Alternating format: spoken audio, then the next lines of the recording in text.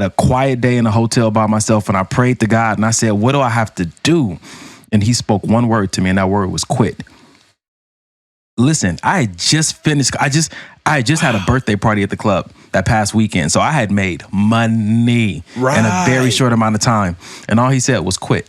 So me, I was going to church and stuff. So I was kind of like, okay, maybe this is going to be like an Abraham and Isaac situation where I act like I'm going to quit. God going to be like, I heard your heart. You can keep doing it. I'm going to bless you.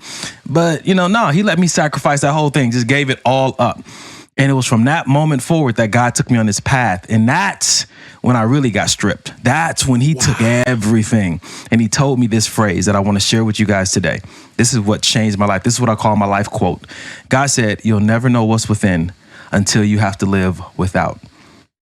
Wow. And when he took everything from me, I was able to see what he had prepared for me, what he had already put inside of me. But he had to take away all the distractions. And sometimes that's all we're doing on this path to be high performer, just gathering up more and more distractions. And what we're telling you today is that through faith in God, he's going to remove all the distractions to show you where your true power, your true influence, and your true impact reside.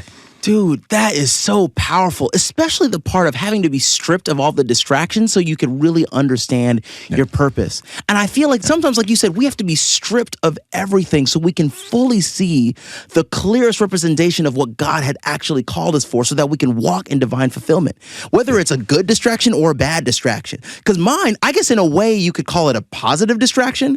I thought I was made for medicine. And this is a little bit of a long story, but I feel like I have to tell it on this inaugural episode. My dad and my mom, they're immigrants, and they wanted me to be in the medical profession like them because they wanted a better life for their children like they couldn't get in their own home countries. And I wanted to justify their hard work and make them proud. And I actually loved studying. I loved school. I loved learning. And I knew the path for becoming a doctor was something that was easily laid out. It made sense to me. And I loved music, don't get me wrong, and I had a natural knack for it. But I just never wanted that to be my career. I had no passion for that in that sense. That's why I went to boarding school. That's why I went to Yale. But while I was at Yale, God was stripping me, as you were saying, of the ideals of medicine and putting in me the ideals of what it makes to be a great musician. Right? I had two opportunities, one with Yo-Yo Ma and one with KRS-One, where they both spoke life into me in two different ways that made me realize, oh my goodness, wait a second. Maybe God is actually calling me to music because what they pointed out in me was the things that were unique about the way I did music, whether it's playing cello and beatboxing at the same time, or whether it's playing cello with vocal stylings. And that's when I started to have to ask deeper questions. Okay, God, now that you're stripping me a little bit of this medicine cream, I don't understand how to go into music. This doesn't make sense to me. Like, how are you going to take me out of everything that I know and bring me to a path that I have no idea for? And this is when I met a mentor who's MD, PhD, and also a Nigerian who understood my immigrant background. And he told me this, Kevin, music's something you're going to have to do now when you're 20. Medicine will always be there. But music, if you feel the call now, you have to move forward. So I have to tell you this, Donovan.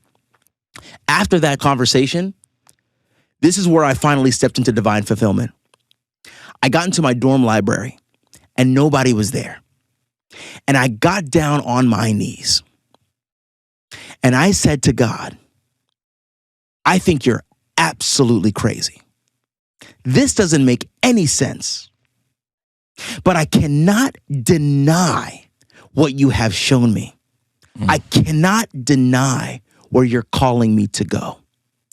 You're going to have to do it because I don't understand how you can take me the distance in being a musician.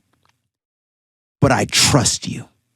And bro, let me tell you, from the moment I said I trust you, it was like a can of worms opened. I knew I could not go back on my words. And God was leading me on a completely different path.